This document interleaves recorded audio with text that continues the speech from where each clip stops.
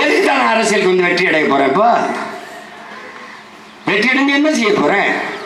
அதிகாரத்தில் உட்கார்ந்தவனா அடுத்த அடி அங்கதான்டா பாய்வேன், அங்கதான் போவேன். நான் ஒரு சின்ன விளையாட்டுக்கு ஏதோ பேச்சுப்பா விளையாட்டு போயிட்டு இருப்பாங்க. டேய் இன்னைக்கும் சொல்றேன்டா, நான் வந்து முதலமைச்சர் நாற்காலியில் உட்கார்ந்த உடனே என் மீனவனை தொட்டா சொல்றா பாக்குறேன், கைவினை சொல்றா பாக்குறேன். பார்க்க சொல்லு, இவர் எப்படிங்க வெல்லுவாரு?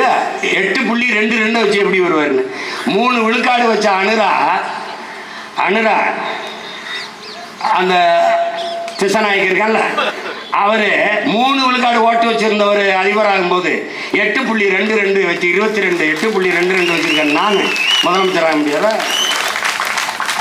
இந்தியாவை யாரும் ஆள்றதுலேயே 36,50,000 பேர் தேடிட்டான். இந்தியாவுக்கு நானா பிரதமர், அது மோடி ராகுலுக்கும் சண்டை. 8வது பெட்டியில வச்ச என் சின்னத்தை தேடி இருக்கான். இப்ப நீ எப்படி குட்டிக்கரணம் அடிச்சாலும் முதல் பெட்டியில தான் நீ வைக்கணும்.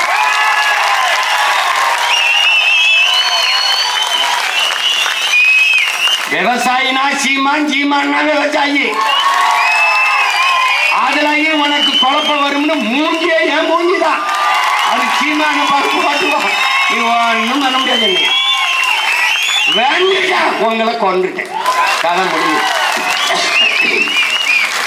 இந்த லஞ்சம் வாங்குறது, ஊழல் செய்யறது, மலையை குடையிறது, மண்ணல்றது, இன்னது செய்யணும்னு தெரியாது பார்த்துக்க. இதே மாதிரி என் பிள்ளைகளை எப்படி மூடி போச்சிருக்கான் பாரு, இதே மாதிரி நீ தோன்றின குழியில போட்டு முடிவேன். அதே பொக்குழி அதே குழி, அவ்வளவுதான். நீ அதுக்கு பின்னாடி பாருங்க இந்த அக்கிரமம் சொல்லிட்டு தானே செய்யறேன். என்ன சேட்டை உனக்கு உனக்கு குவாரி, ஒரு குவாரி ஓனர் ஆஃபீஸ் ரூமுக்குள்ள வாங்க இருங்க. உங்களுக்கு ஏன்னா எங்களெல்லாம் என்ன பார்த்தா தெரியுது. இப்படி உன்னையும் அன்பு தம்பி தங்கைகளை அறிஞ்சுக்கணும். நீ அடிமை, நான் அடிமை, நாம் அடிமைகள். நமக்கென்று ஒன்றும் இல்லை. நீ எல்லாவற்றையும் இழந்து நிற்கிறாய். ஆனால் இழந்ததை கேட்டு போராடி பெறுவதற்கு ஒரு நின்று போராட உனக்கு நிலமில்லை. ஆசிரியர் பெருமக்களா, அறிவார்ந்தவன் வீதியில நிக்கிறான், ஒண்ணும் மனம் இல்ல. ஜாக்டோஜியோ போராடுறான், வீதியில் நிக்கிறான். போக்குவரத்து தொழிலாளன் வீதியில நிக்கிறான். வீடு தேடி அரசு, ரோடு தேடி மக்கள் போராடுறதுக்கு 13 லட்சம் பேர் தமிழ்நாடு தேர்வாணையத்தில் தேர்வு எழுதுறான். ஒருத்தனுக்கு வேலை இல்லை. நீ என்ன பண்ணுவா சீமான்? 13 லட்சம் பேர் இல்லடா, எல்லா பேருக்கும் அரசு வேலை கொடுப்பான்டா. பிரபாகரன் மகள் எல்லா பேருக்கும். No Uber, Ola, no Swiggy, Zomato, stop it.